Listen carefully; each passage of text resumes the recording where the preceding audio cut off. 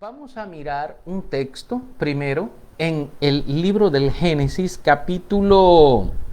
Amén. Vamos a ver en el libro del Génesis,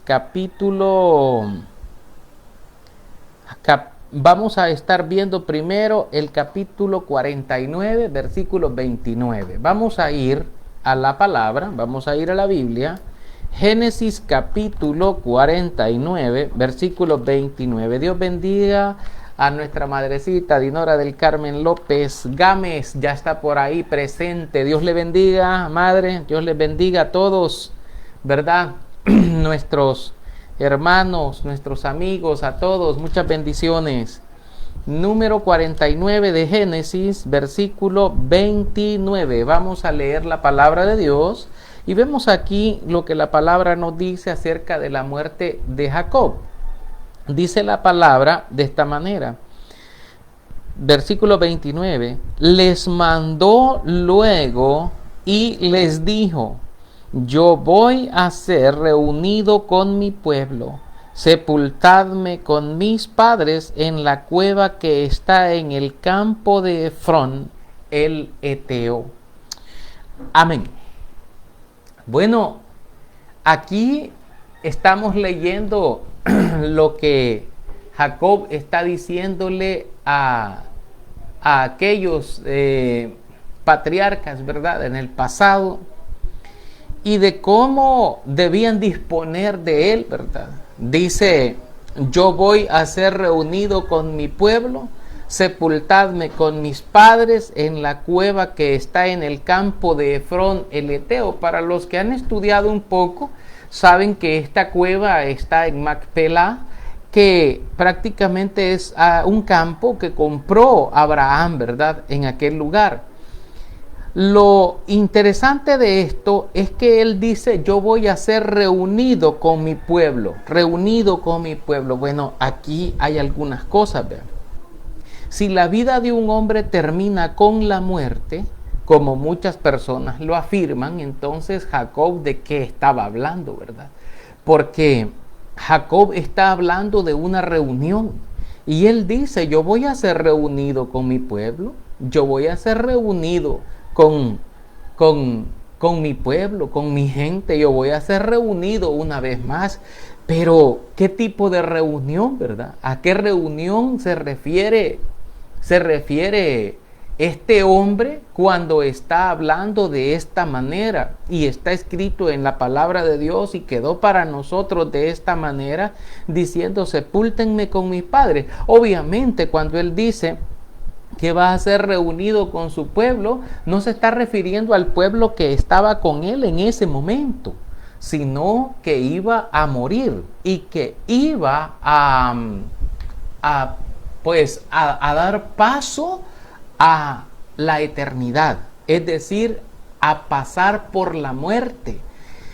Y nos encontramos aquí, ¿verdad?, porque con algo que para nuestra lógica de repente no carga, no cuadra, no está muy bien, porque no se puede reunir a nadie en la muerte. O sea, en la tumba no hay una reunión posible, ¿verdad? Sin embargo, Jacob es lo que dice, yo voy a ser reunido con mi pueblo, sepúltenme con mis padres. Entonces significa de que él tenía la fe, la confianza y la esperanza de que él iba a volver a reunirse con su pueblo, con su gente, con los que se durmieron con la misma esperanza de la fe. Aquí entonces tenemos quizás, esto es uno de los elementos que Jacob también le transmitió a sus hijos, a las 12 tribus de Israel, que era necesario pues creer en Dios, en el Dios de sus padres. Fíjese que Dios se le había aparecido a Jacob, yo no sé si usted recuerda, que Dios se le apareció a Jacob cuando él iba allá en la ciudad de Luz. Si usted se acuerda, Dios se le apareció en un sueño y Jacob veía una escalera que iba desde un extremo en la tierra hasta otro extremo en el cielo y veía el trono del Señor y veía ángeles subiendo y bajando, y entonces, y él cuando despierta del sueño dice: cuán espantoso es este lugar, porque aquí está la presencia de Dios, pues este lugar es casa de Dios y puerta del cielo. Por lo tanto llamó a aquel lugar Betel, ¿verdad? Y Dios se manifestó a él allí de esa manera. Dios le comunicó, al igual, ¿verdad?, que Dios había también tenido una relación personal, llamémosle así, con Jacob. Y Jacob había hecho votos, ¿verdad?, con el Señor. Ustedes recordarán los votos de Jacob, como Jacob, pues, ¿verdad?, él dijo: si tú vas conmigo, si me das comida, si me das pan para comer, y me das bebida, o me das, ¿verdad?, sustento, y me das las cosas, entonces dice el Señor, ¿verdad?, tú serás mi Dios, ¿verdad?, y de todo lo que me dieres yo el diezmo apartaré para ti. Esto aparece por ahí en el libro del Génesis, siempre por allá por el capítulo 28. Entonces, lo que estamos viendo, que él llega al final de su día, al final de su vida, y él dice: yo voy a ser reunido con mi pueblo. Ahora, si nosotros vemos también en el libro del Éxodo capítulo 3 y el versículo 6, le voy a pedir que vayamos allí a la Biblia. Amén. Dice la palabra de Dios en el libro del Éxodo capítulo 3. Y si miramos lo que dice el versículo 6 del Éxodo, dice así, hermanos, lo vamos a leer para compartirlo con cada uno de ustedes. Dice así, Éxodo 3:6. Y dijo: yo soy el Dios de tu padre, Dios de Abraham, Dios de Isaac y Dios de Jacob. Entonces Moisés cubrió su rostro porque tuvo miedo de mirar a Dios. El Señor se identificó y le dice: yo soy el Dios de tu padre. En tiempo presente, ¿verdad? Yo soy el Dios de tu padre. Yo soy el Dios de Abraham, el Dios de Isaac y el Dios de Jacob. Esto le dice el Señor, ¿verdad? Entonces, si nosotros miramos bien este acontecimiento, vemos que Moisés tuvo miedo de mirar a Dios, ¿verdad? Y el Señor no le dice: bueno, yo para tu padre, yo fui Dios para él, ¿verdad?, mientras él vivió, o alguna cosa parecida. No dijo eso, sino que habló en tiempo presente.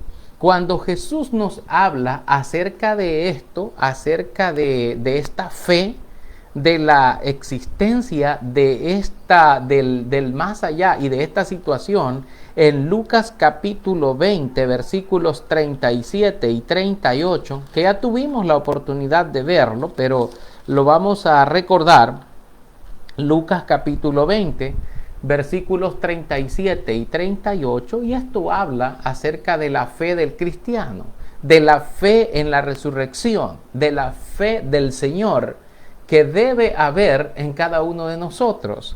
En el libro de Lucas 20, 37 y 38 dice: pero en cuanto a que los muertos han de resucitar, aún Moisés lo enseñó en el pasaje de la zarza, cuando llama al Señor Dios de Abraham, Dios de Isaac y Dios de Jacob, porque Dios no es Dios de muertos, sino de vivos, pues para Él todos viven.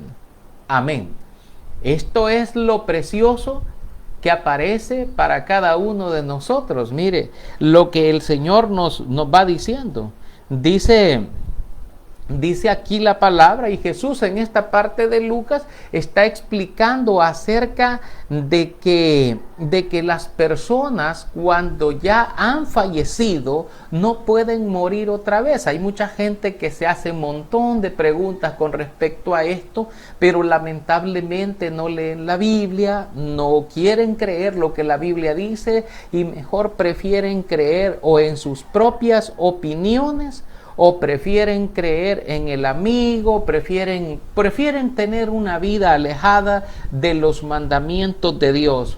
Fíjese que a Jesús le hacen una pregunta sobre la resurrección y estos hombres saduceos que le hablaban al Señor, le dicen a ellos, mire Señor, le dice, ¿y cómo es esto? Le dice que una mujer, ¿verdad? Tuvo un hombre, tuvo otro, y le dicen, su hermano, según la ley, le iba sucediendo. Entonces le dice, ¿de quién va a ser ella esposa en la resurrección? Porque los 7 la tuvieron por mujer, ¿verdad? Los hermanos.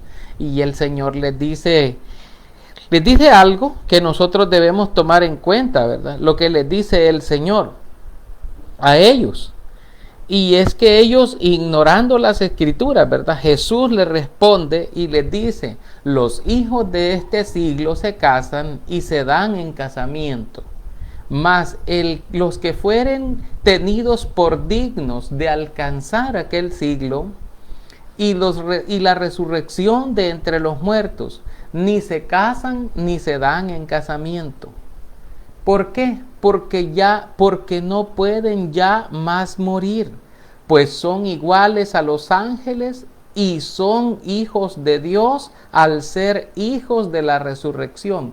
Note que Jesús dijo, los hijos de este siglo se casan y se dan en casamiento, pero la expresión que él dice después en el 35 dice, mas los que fueren tenidos por dignos de alcanzar aquel siglo. Yo quiero que usted y yo comprendamos, ¿verdad?, algunas palabras. En la versión Reina Valera de 1960, que yo estoy leyendo ahorita, la palabra siglo, muchas veces puede ser traducida en otras versiones como la palabra mundo. Es decir, que bien pudiese decir los hijos de este mundo, ¿verdad? Los hijos de este mundo se casan y se dan en casamiento. Los hijos en este mundo, los hijos de esta naturaleza, de este mundo, aquí donde nosotros estamos. Él dice, se casan, se dan en casamiento y hacen vida, ¿verdad?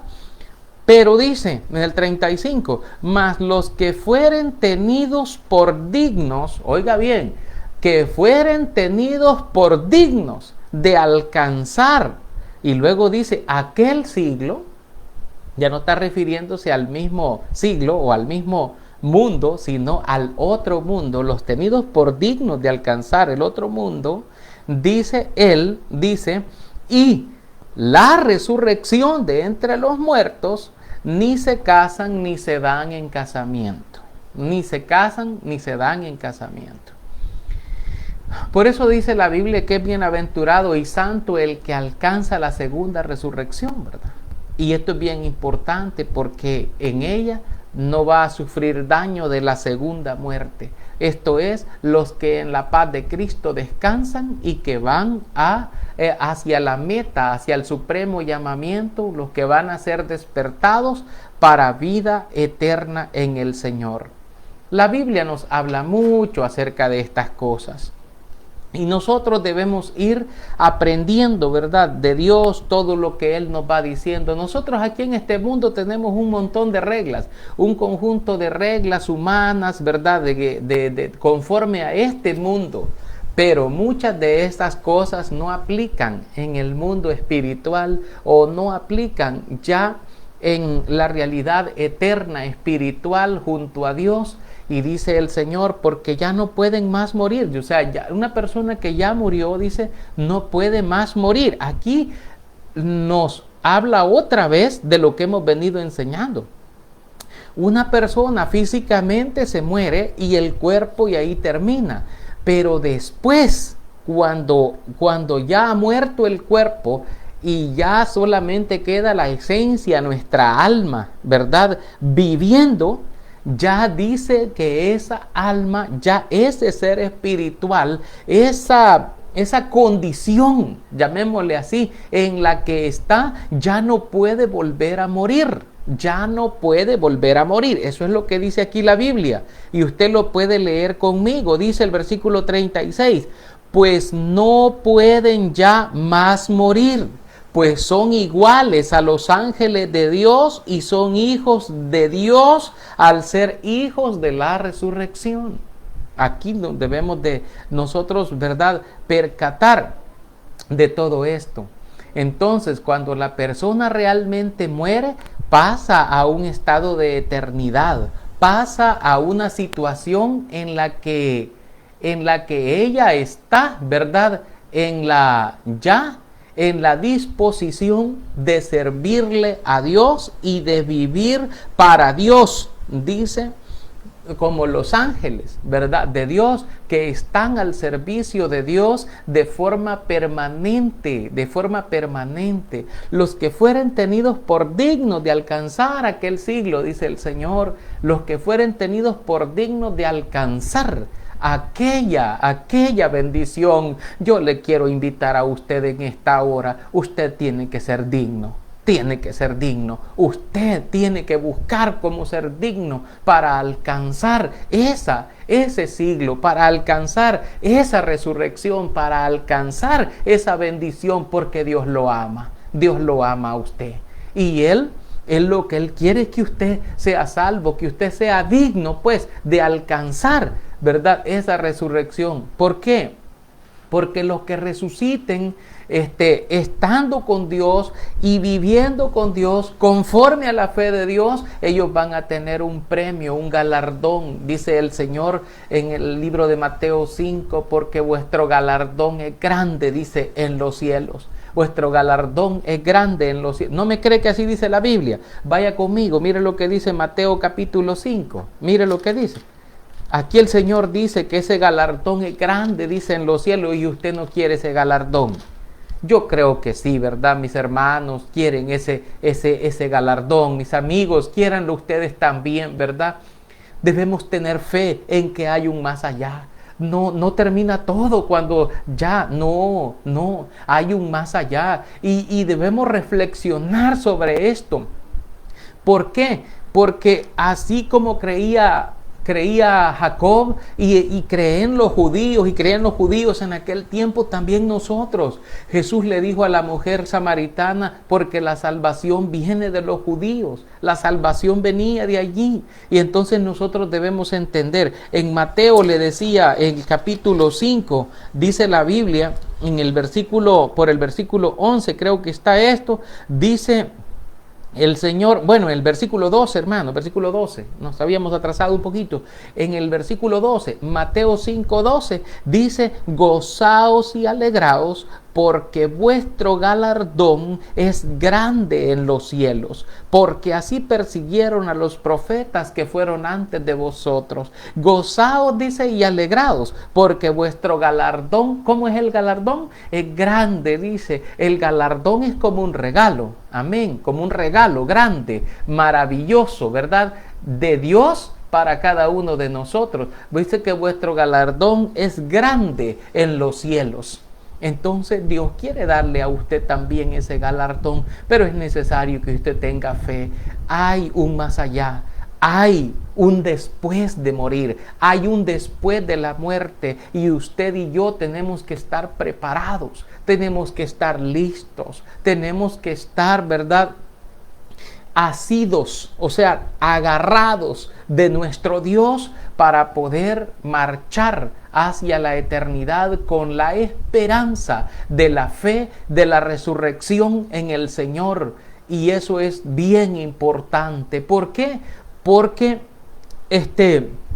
cada uno de nosotros, aunque sufra en este mundo, aunque esté difícil la situación de este mundo, aunque la muerte lo alcance, tiene la plena convicción de fe de que va a vivir para siempre junto a Dios. ¿Por qué? Porque Dios le ama. porque Dios nos ama y para siempre es su misericordia en cada uno de nosotros. Así que, mire, nosotros debemos tener, es cierto que de repente las cosas, ¿verdad?, nos generan dudas a nosotros, nos generan dudas y decimos así como la gente probablemente, nadie se ha muerto y ha vuelto otra vez para decirnos cómo es allá y todo lo demás. Sí, pero la palabra de Dios nos dice a nosotros, oigan a Moisés, dice, y oigan a los profetas. Si no oyen a Moisés y a los profetas, tampoco se van a convencer, aunque alguno se levante de los muertos, dice la palabra. Entonces usted y yo tenemos que creerle a lo que la palabra, ¿verdad?, de nuestro Dios nos dice, la palabra de nuestro Dios nos enseña, nos instruye para que nosotros podamos ir avanzando siempre hacia Dios, continuando con esa bendición, ¿verdad? Continuando allí con esa bendición. Es importante saber, ¿verdad?, cómo es que el Señor nos dice a nosotros, gócense y alégrense, porque su galardón, dice el Señor, es grande en los cielos. Es grande en los cielos. Bueno, ahí tenemos, ¿verdad?, esa bendición para con cada uno. Y por supuesto, ¿verdad?, debemos de mantenernos siempre firmes hasta el final, sabiendo que sí va a haber un final físicamente, es decir, en el cuerpo va a llegar un momento en que nosotros vamos a tener que dejar de ser o dejar de estar, ¿verdad?, para dar paso a la eternidad, ¿verdad?, con nuestro Dios. Algo parecido a esto, fíjense, porque estamos viendo la fe en el más allá, ¿verdad? La fe en el más allá según la fe judía, según lo que nos transmite a nosotros la Escritura, los hombres de fe, como aparecen en la Biblia Jacob, como aparece también Moisés, como aparece Abraham, como aparece también otros hombres como David, por ejemplo. ¿Sabe? Es más, David, en el capítulo 12 de Samuel, segundo libro de Samuel, si usted va conmigo allí al segundo libro de Samuel, en el capítulo 12, sí, ahí está, en el 12:23, en el 12:23, amén, amén. Dios bendiga, hermana Magdalena Cortés de Villalobos, ¿verdad? Dice allí, excelente predicación. Amén, hermana, la gloria es para el Señor y ustedes y yo aprendiendo y edificándonos. Ya, aunque no nos estamos reuniendo en el local de la iglesia, pero aquí estamos, hermanos. Aquí estamos llevando el mensaje de bendición y compartiéndolo, hermano, como si fuera un alimento, ¿verdad? Como si fuera una comidita y que pues la compartimos y la disfrutamos. Espero que a ustedes les guste, ¿verdad? La cocinada, bueno, la comidita, ¿verdad?, que se les está dando, hermanos, porque esto es para bendición y para los amigos también. Ellos pueden comer, ellos pueden también alimentarse de esto, porque es para ellos, ¿verdad?, que el Señor vino a este mundo a morir por cada uno de nosotros. Es para cada uno de nosotros y que el Evangelio pueda llegarles y pueda alcanzarles también. En el libro, le decía, de segundo libro de Samuel, capítulo 12, versículo 23, dice la palabra así. Mire lo que dice. Dice, mas ahora que ha muerto, ¿para qué he de ayunar? ¿Podré yo hacerle volver? Yo voy a él, mas él no volverá a mí. Quiero poner en contexto lo que David estaba hablando en este momento y el tiempo se nos está yendo. Tal vez me aguante un ratito más, ¿verdad? Con esto, porque sí, el tiempo se nos corre. Amén. Dice en este texto, fíjese, dice de el segundo libro de Samuel 12:23, dice el Señor, mas ahora que ha muerto, y yo quiero explicarle esto. Fíjense que David tuvo una relación ilegal con una mujer de un hombre que se llamaba Urías eteo. Esta mujer se llamaba Betsabé. Y la Biblia dice que de la relación coital o la cópula que tuvo David con esta mujer llamada Betsabé, ella quedó encinta o quedó embarazada y tuvo un bebé, tuvo un niño. Hay muchos acontecimientos antes de esto, pero yo quiero llegar a esta parte. Tuvieron un niño y dice la Biblia que el niño pues había de alguna manera caído enfermo, es decir, porque le dice el profeta Natán que Dios, Jehová, había remitido su pecado y que no moriría él. Le dice en el versículo 13, mas por cuanto este asunto hiciste blasfemar a los enemigos de Jehová, el hijo que te ha nacido ciertamente morirá. Le dice en el versículo 14. Si usted lee allí el 12, segundo de Samuel 12:14, el profeta Natán le dice, porque hiciste blasfemar a los enemigos del Señor, el hijo que te ha nacido de esa situación, el hijo que te ha nacido de ese pecado, de esa fornicación que tú cometiste, ese muchacho, le dice, va a morir, ese niño va a morir. Un niño, era un niño. De hecho, era reciente. Entonces dice, y Natán se volvió a su casa. Y dice la Biblia, y Jehová hirió al niño que la mujer de Urías había dado a David y enfermó gravemente. Dice que David rogó a Dios por el niño y ayunó David y entró y pasó la noche acostado en tierra. Se levantaron los ancianos de su casa y fueron a él para hacerlo levantar de la tierra, mas él no quiso ni comió con ellos pan. Y al séptimo día de estar enfermo el niño, al séptimo día el niño murió. Y temían los siervos de David hacerle saber que el niño había muerto, diciendo entre sí, cuando el niño aún vivía, le hablábamos y no quería oír nuestra voz. ¿Cuánto más se afligirá si le decimos que el niño ha muerto? Mas David, viendo a sus siervos hablar entre sí, entendió que el niño había muerto, dice, por lo que dijo David a sus siervos, ¿ha muerto el niño? Y ellos respondieron, ha muerto. Entonces David se levantó, fíjese, de la tierra, y se lavó y se ungió y cambió sus ropas y entró en la casa de Jehová y adoró. Después vino a su casa y pidió que le pusieran pan y comió. O sea, y comió ya a disfrutar, ¿verdad?, de la comida. Entonces le dijeron sus siervos, ¿qué es esto que has hecho? Por el niño viviendo,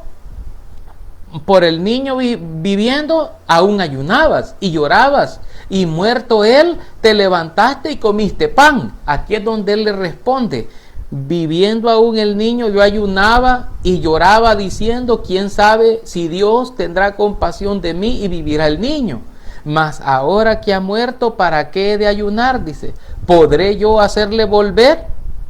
Yo voy a él, mas él no volverá a mí. Fíjese que David sabía que un día él también iba a ir a donde estaba el niño, a donde el niño pues había ya partido, porque el niño ya había muerto. Y él decía, si yo estaba ayunando y hacía todo esto, era cuando el niño estaba vivo para tener misericordia, que Dios tuviera misericordia y que lo sanara. Pero que cuando ya está muerto, dice, ¿para qué? Voy a ayunar y sacrificarme ya, si ciertamente a mí no va a volver ese niño, no va a volver el niño. Yo voy a ir a él, pero él no volverá a mí.